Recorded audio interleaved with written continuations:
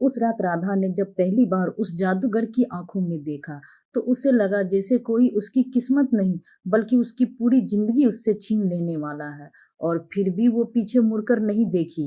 एक छोटे से गांव में जहां शाम ढलते ही सन्नाटा छा जाता था और पेड़ की परछाइयां भी डरावने लगने लगती थी, वहीं रहती थी एक औरत जिसका नाम था राधा। राधा की जिंदगी बहुत ही साधारण थी, लेकिन उसके दिल में एक अजीब सा बेचैनी हमेशा रहती थी, जैसे कोई अधूरा हो। राधा बचपन से ही अलग थी। गांव की बाकी औरतें की तरह उसे सिर्फ एक गृहस्थी में मन नहीं लगता था। उसे रात के अंधेरे में आसमान को निहारना, चांद से बातें करना और हवाओं की सरसराहट को सुनना अच्छा लगता था। लोग उसे थोड़ा अजीब समझते थे, लेकिन वह अपने ही संसार में खुश रहती थी। एक दिन गांव में खबर फैली कि जंगल के उस पार एक रहस्यमयी आदमी आया है, एक जादूगर। लोग कहते थे कि उसके पास ऐसी शक्तियां हैं जो किसी की भी भाग्य बदल सकती है। कुछ लोग डरते थे, कुछ उत्सुक थे, लेकिन राधा के दिल में एक अजीब सी खिंचाव महसूस हुआ। अगले ही शाम जब सूरज ढल रहा था और आसमान लाल हो रहा था, राधा चुपचाप जंगल की ओर चल पड़ी। रास्ता सुनसान था, पत्तों की आवाज और दूर से आती किसी अजीब सी धुन उसे और भी गहरे अंदर खींच रही थी। जंगल के बीचों बीच उसे एक पुराना सा तंबू दिखाई दिया। तंबू के बाहर एक आदमी खड़ा था, लंबा काले कपड़ों में। उसकी आंखें में एक अजीब सी चमक थी। वही था जादूगर। तुम यहाँ क्यों आई हो? उसने धीमी आवाज में पूछा। राधा थोड़ी घबराई, लेकिन फिर भी बोली, मुझे जानना है कि क्या सच में तुम किस्मत बदल सकते हो? जादूगर हल्का सा मुस्कुराया। किस्मत बदलना आसान नहीं है, लेकिन उसकी कीमत बहुत बड़ी है। क्या कीमत? राधा ने पूछा। जो तुम्हारे दिल के सबसे करीब है वही देना होगा, उसने कहा। राधा कुछ पल के लिए चुप हो गई। उसके पास देने के लिए क्या था? उसका जीवन तो पहले से ही खाली था, लेकिन फिर भी वह लौट आई। उस रात राधा सो नहीं पाई। उसके मन में जादूगर की बातें गूंज रही थी। क्या सच में उसकी जिंदगी बदल सकती है? क्या वह अपनी उस अधूरी भावनाओं को भर सकती है? अगले दिन वह फिर जंगल गई। इस बार जादूगर ने उसे अंदर बुलाया। तंबू के अंदर अजीब अजीब चीजें थी, चमकते हुए पत्थर, उड़ती हुई किताबें और हवा में तैरती हुई रोशनी। तुम वापस आ गई? जादूगर ने कहा।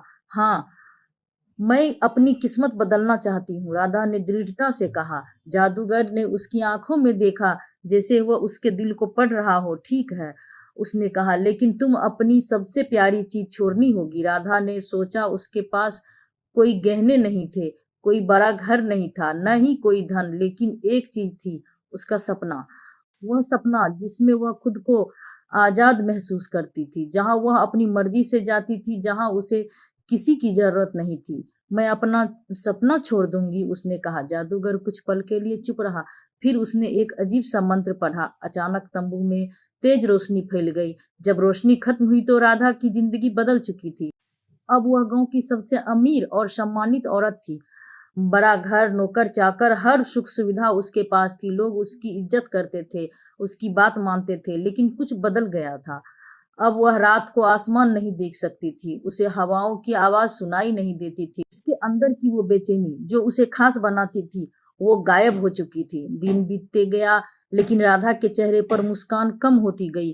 उसके पास सब कुछ था, लेकिन वह खुद को खो चुकी थी। एक दिन वह फिर जंगल की ओर गई। जादूगर वहीं था, जैसे वह उसका इंतजार कर रहा था। तुम वापस क्यों आई हो? उसने पूछा। राधा की आंखों में आंसू थे।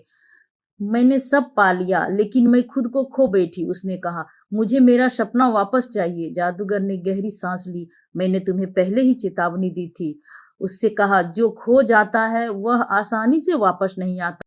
मैं सब कुछ वापस कर दूंगी, राधा ने कहा। मुझे कुछ नहीं चाहिए, बस मेरा वो एहसास, मेरी वो आजादी मुझे लौटा दीजिए। जादूगर ने उसे ध्यान से देखा। ठीक है, उसने कहा, लेकिन इस बार कीमत और बड़ी होगी। क्या? राधा ने घबरा कर पूछा। तुम्हें अपनी सारी यादें छोड़नी होगी, उसने कहा। राधा सन्न रह गई। अगर उसकी यादें चली गई तो वह कौन रह जाएगी? कुछ पल के लिए उसने सोचा, फिर उसने अपनी आंखें बंद कर ली। अगर यादों के साथ ही मेरा दर्द और खालीपन जुड़ा है तो मैं उसे छोड़ने के लिए तैयार हूँ, उसने धीरे से कहा। जादूगर ने फिर वही मंत्र पढ़ा। इस बार जब रोशनी खत्म हुई तो राधा एक साधारण औरत थी, बिना किसी याद के, लेकिन इस बार उसके चेहरे पर सुकून था। वह फिर से आसमान को देख रही थी, हवा को महसूस कर रही थी, जैसे पहली बार जी रही थी। जादूगर खड़ा हुआ, उसे देख रहा था।